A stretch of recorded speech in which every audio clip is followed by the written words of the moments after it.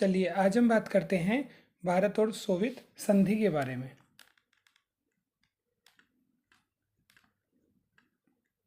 भारत और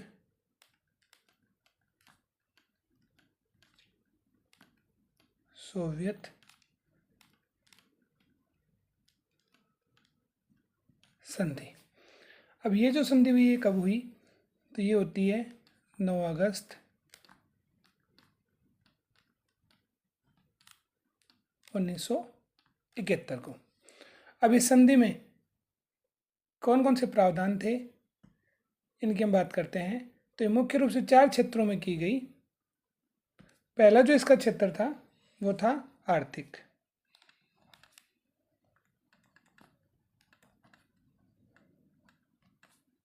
अब आर्थिक क्षेत्र में इसमें किन चीज़ों पर जोर दिया गया, तो देखो भारत से ताकतवर देश था कौन, सोवियत संघ।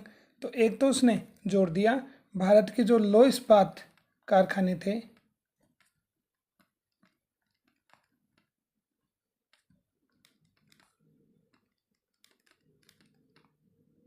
भारत के लौह इस्पात कारखाने, ठीक है, उन कारखानों को क्या देना, एक तो तकनीकी सहायता देना,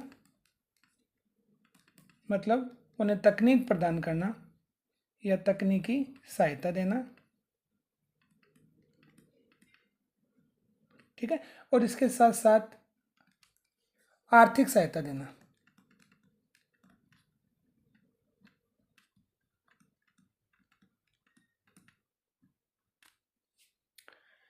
तो आर्थिक क्षेत्र में भारत के जो लौह इस्पात कारखाने थे सार्वजनिक क्षेत्र के, उन्हें तकनीकी सहायता देना और आर्थिक सहायता देना। अब ये कौन कौन से कारखाने थे, जैसे भिलाई, बोकारो और विशाखापट्टनम।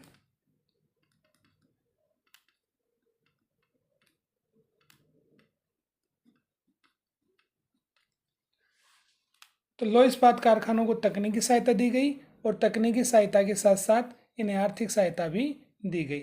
इसका उद्देश्य क्या था कि भारत के जो लौह इस्पात कारखाने उनसे प्रोडक्शन ज़्यादा हो और वो मजबूत आर्थिक स्थिति में आ जाए। इसके साथ साथ में दूसरी किस चीज़ पर जोर दिया गया, तो आर्थिक क्षेत्र में एक चीज़ पर और जोर दिया गया, वो ये था व्यापार। व्यापार की बात करें तो व्यापार हमेशा किस में होता है, अमेरिकी डॉलर में होता है, ठीक है। लेकिन इस समय भारत में किसकी कमी थी, डॉलर की कमी थी। तो भारत में जब डॉलर की कमी थी तो रुपये में व्यापार किया गया, मतलब रुपया को आधार बना करके, रुपया को क्या बनाया गया, आधार, और रुपया को आधार बनाकर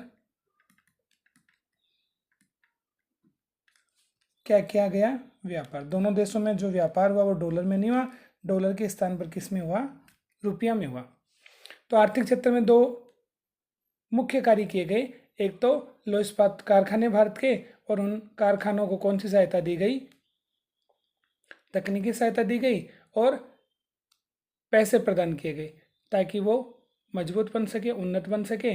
और दूसरा, दोनों देशों में व्यापार होना चाहिए था डॉलर में, लेकिन व्यापार डॉलर में ना होकर के किस में हुआ, रुपये में व्यापार हुआ। क्यों, क्योंकि भारत के पास उस समय क्या नहीं था, डॉलर की कमी थी।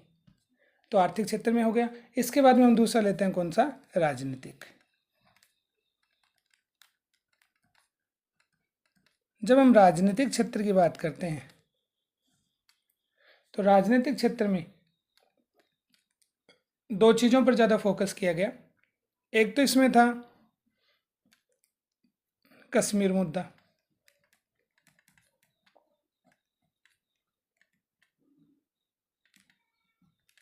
कश्मीर मुद्दे की बात करें तो कश्मीर मुद्दे पर हमेशा पाकिस्तान इस मुद्दे को उठाता है जब भी वैश्विक सम्मेलन होते हैं और कश्मीर पर अपना हक जताता है, ठीक है। लेकिन वैश्विक स्तर पर भारत का समर्थन करने के लिए इस संधि के माध्यम से कौन खड़ा हो गया, सोवियत संघ। तो कश्मीर मुद्दे की बात करें तो यूएनओ में कश्मीर मुद्दे पर भारत का समर्थन किया, यूएनओ में भारत का क्या किया, समर्थन।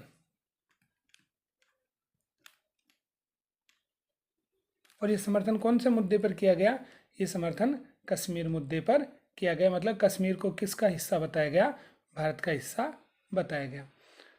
इसके बाद में दूसरी जो चीज़ थी वो कौन सी थी, वो 1971 का युद्ध। तो संधि तो पहले हो गई थी, युद्ध बाद में हुआ था। तो 1971 की युद्ध,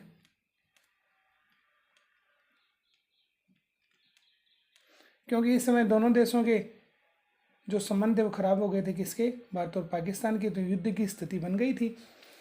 तो उसी समय ये संधि हुई, तो युद्ध से पहले की स्थिति, युद्ध जैसी स्थिति बन गई थी।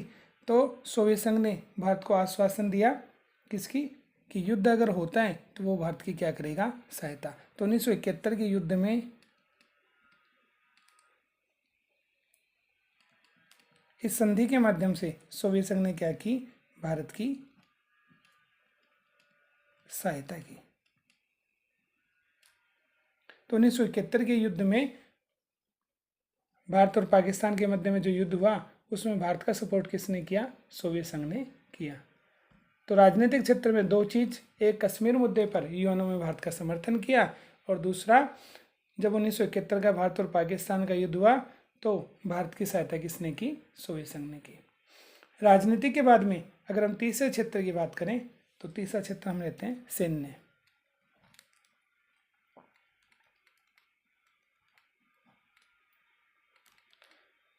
अगर सैन्य क्षेत्र की बात करें तो सैन्य क्षेत्र में मुख्य दो चीज़ों पर जोर दिया गया। नंबर एक,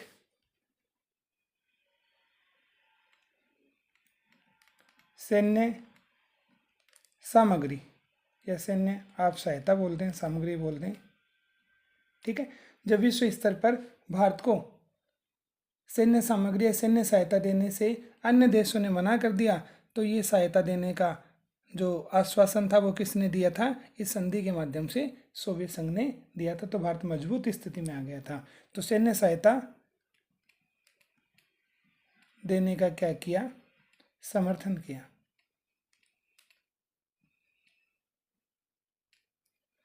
तो पहला तो हुआ कि अगर दोनों देशों में युद्ध होता है तो भारत को सहायता देने का समर्थन किसने किया, सोवियत संघ ने किया। उसके बाद में हम बात करते हैं तो दूसरा क्या था, दूसरा था कि दोनों देशों ने मिलकर के, तो एक तरफ तो हो गया कौन, भारत, और दूसरी तरफ कौन हो गया, यूएसएसआर। दोनों देशों ने मिलकर के क्या बनाई, मिसाइलें बनाना शुरू कर दिया। मिलकर के क्या बनाई, सैन्य उपकरण बनाए या मिसाइल बनाई।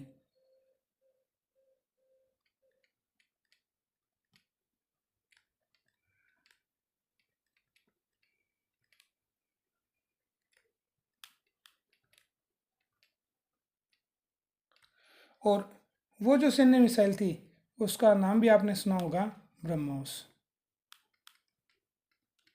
तो ब्रह्मोस जो मिसाइल है वो ब्रह्मोस मिसाइल दोनों देशों ने मिलकर के बनाई है। एक कौन, भारत, दूसरा सोवियत संघ।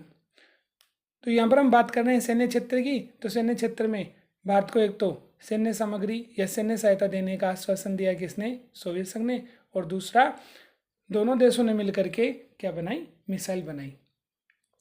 एक लास्ट जो क्षेत्र है वो कौन सा है, सांस्कृतिक क्षेत्र है। और सांस्कृतिक क्षेत्र में कुछ ज़्यादा नहीं है, या संस्कृति के क्षेत्र में दोनों देशों ने क्या किया, एक दूसरे देश की संस्कृति को पसंद करना शुरू किया।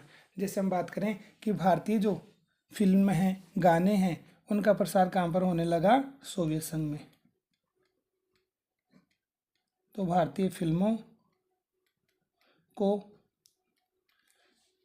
रूस की भाषा में बदल करके वहाँ पर देखा जाने लगा। तो फिल्मों का प्रसार और फिल्मों के साथ साथ गानों का प्रसार,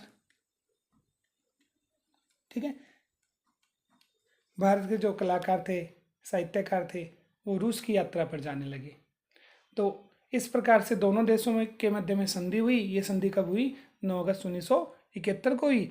और इसके कितने क्षेत्र रहे, इसके 4 क्षेत्र रहे, एक आर्थिक, राजनीतिक, सैन्य और संस्कृति। तो आर्थिक में जो दो चीज़ों पर जोर दिया गया, एक तो भारत में जो लौह इस्पात कारखाने थे सार्वजनिक क्षेत्र के, मतलब सरकारी क्षेत्र के, उन कारखानों को तकनीकी सहायता और आर्थिक सहायता दी गई। और दूसरा था कौन सा, कि व्यापार डॉलर में ना करके रुपये में किया गया, क्योंकि उस समय डॉलर की क्या कमी थी, भारत के पास डॉलर की कमी थी। दूसरा था राजनीतिक। राजनीति में कश्मीर मुद्दे पर भारत का समर्थन किया कि कश्मीर किसका है, भारत का है, ऐसा सोवियत संघ ने कहाँ पर कहा, यूएनओ में। और दूसरा 1971 के युद्ध में भारत की क्या की, सहायता की। और सैन्य क्षेत्र में सैन्य हथियार देना भारत को शुरू किया।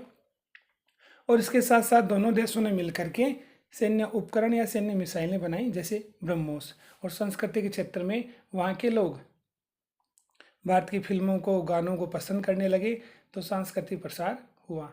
ये थी भारत और सोवियत संधि 19